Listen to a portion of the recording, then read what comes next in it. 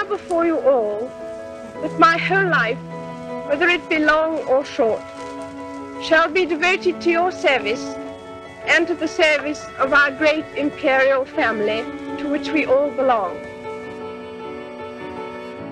On her 21st birthday, Princess Elizabeth made a speech that would define her life. She didn't know then she'd become our longest-serving monarch. When she was born to the second son of King George V and Queen Mary, she was never expected to become queen. What she was expecting was a relatively simple life, a country girl in a family on the periphery of the monarchy, with a focus on dogs and, of course, horses.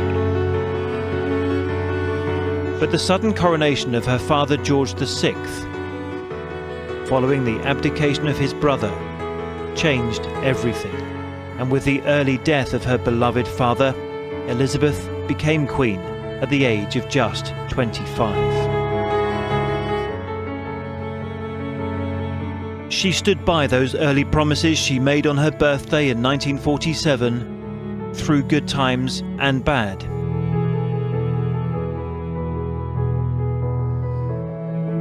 She was the head of state, someone who offered to so many identity, continuity and pride. An embodiment of Britain and of the Commonwealth.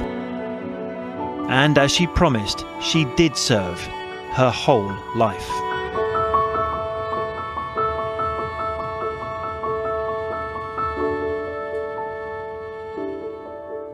With Prince Philip by her side, she was a modern, glamorous monarch at a time of great post-war change.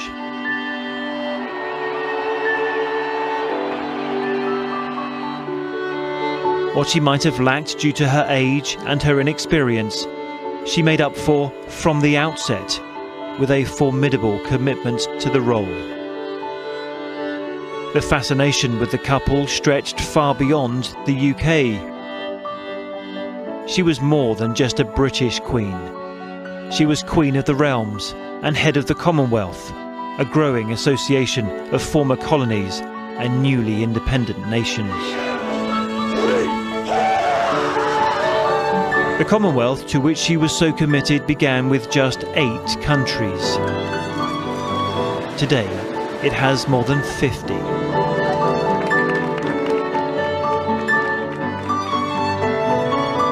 So she visited, she toured, she travelled far and wide. She would be seen in the countries which were new republics. And she would be seen in the countries where she remained head of state.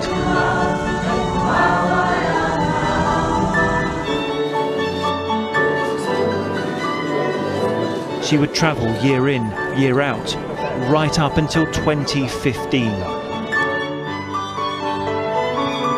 That year, she had returned to her one-time home with Prince Philip in Malta.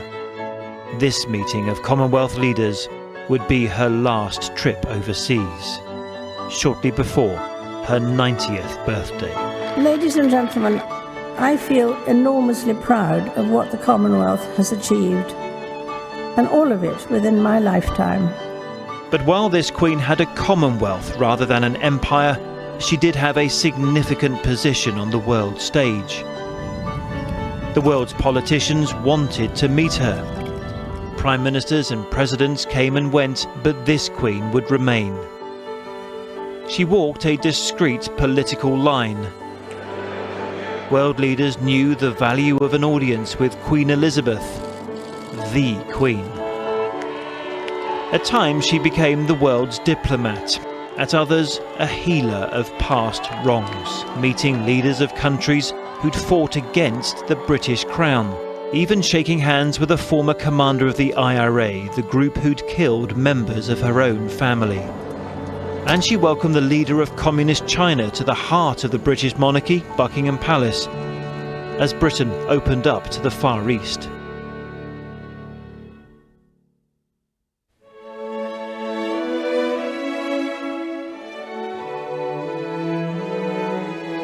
She was the mother of the nation, someone everyone knew, as well as a mother to her own 4 children. She had to protect her private life as well as theirs. Never an easy task when their lives were also lived in the public domain. Particularly for Prince Charles, our future king. His marriage was at first a cause for celebration, but then of heartache. So too for her second son, another marriage that would end in failure. Both divorces happened in 1992, as well as the fire which ravaged Windsor Castle, a year the Queen acknowledged was among the most difficult. 1992 is not a year on which I shall look back with undiluted pleasure.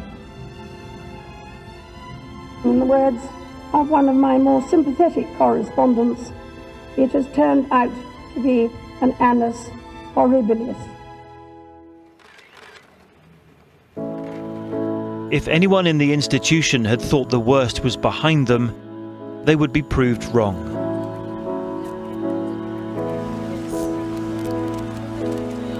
A more testing moment was to come later that decade.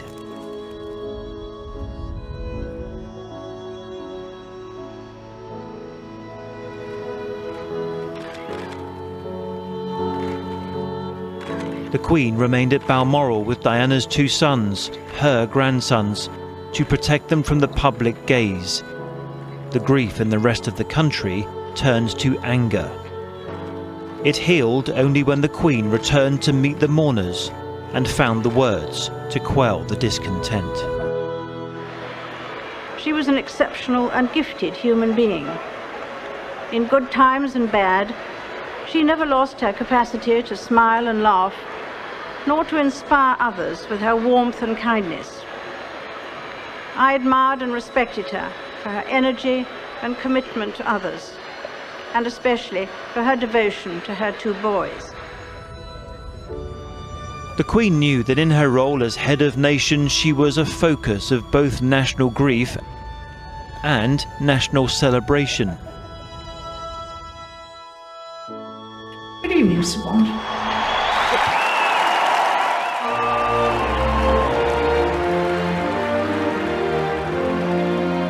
When London hosted the 2012 Olympics, it was a moment when the formality of her role was suspended momentarily to amuse those watching in the stadium and around the world.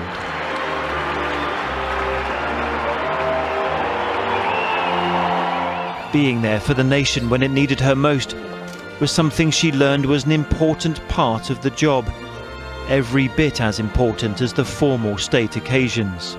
When, in 2020, the deaths from the COVID pandemic were spiralling, she spoke to and for her people, using a phrase which meant a lot to her, having lived through World War II.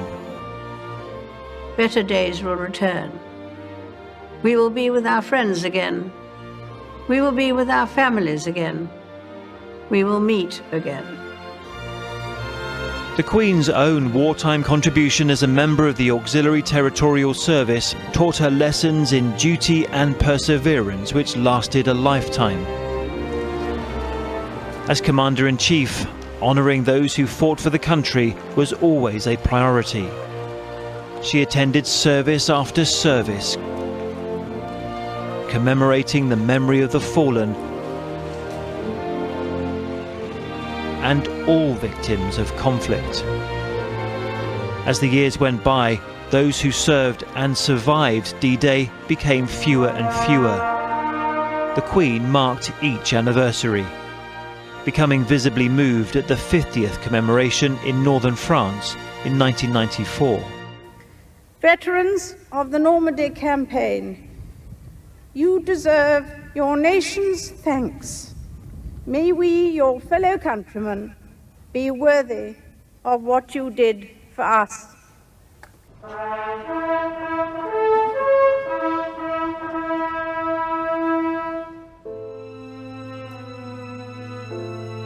Right to the end, Remembrance Sunday remained one of her most important events, even when she was no longer able to lay her wreath, even when she was forced to cancel her attendance at the cenotaph. Her family had all served in the military, as tradition dictated, and she was head of an ever-growing dynasty. In her later years, attention shifted to the future king and the two who would follow, Princes William and George. The succession of the House of Windsor had been secured with William's marriage to Kate, a couple who did find a workable balance between public and private. The Queen's only daughter Anne, the Princess Royal, found happiness in her marriage second time around. And in later years, the Queen was particularly close to her youngest son, Prince Edward, and his wife, Sophie. But there were many difficult family moments too.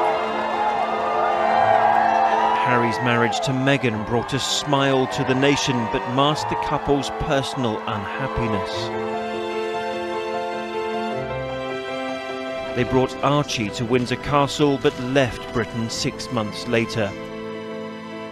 A very public and painful parting of ways. Then there was Andrew. She loved her son so dearly, but had to relieve him of his royal duties. The Queen couldn't allow the wider monarchy to be damaged by the serious allegations he denied, and Andrew paid out to settle with his accuser.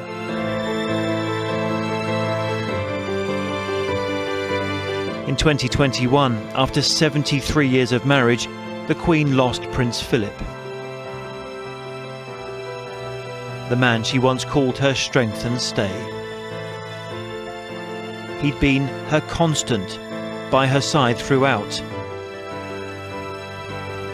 He died aged 99, leaving her to reign without him.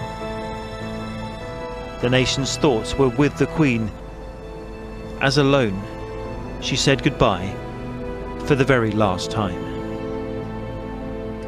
She drew on her deep personal faith that day, as she had promised. I shall not have strength to carry out this resolution alone, unless you join in it with me, as I now invite you to do. I know that your support will be unfailingly given. God help me to make good my vow, and God bless all of you who are willing to share in it. When the world looks back on the 20th and 21st centuries, one woman, more than any other, embodied the age. The world kept changing, and Queen Elizabeth slowly and carefully changed with it. The second Elizabethan era is now at an end.